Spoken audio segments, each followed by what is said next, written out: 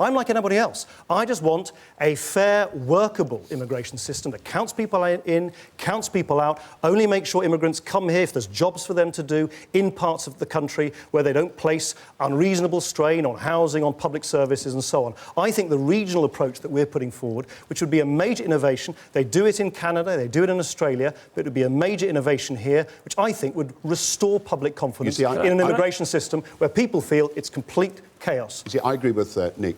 An arbitrary national cap will not work, and I think the Conservatives are not even giving the number for that cap, so they can't tell us what they will do. Take the controls we're putting in, add to the points system, restrict more occupations in future where we can train up people to have the skills.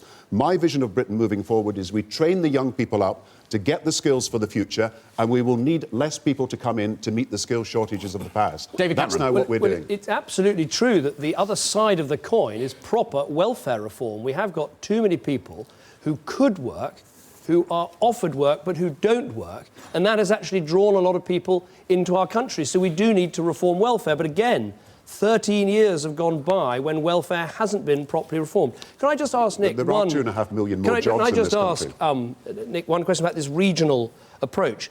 Don't quite understand how you can ask people to come to one part of the country and rely on them staying in that part of the country. You have a sort of vision of M62 with a sort of border post. No, very, very easily. They do it in other countries. It basically means that if you're an employer and you're employing someone who's got a work permit, then you will need to make sure that in that work permit they're only able to work in the region where you are offering them work. And if you offer them work when they don't have a work permit which says they're entitled to be in that region, then you are acting illegally. They do it in other countries. We should do it here. Because the truth is that our country has lots of different needs in different parts of the country. That's not being reflected in an immigration system in which the public has lost any confidence.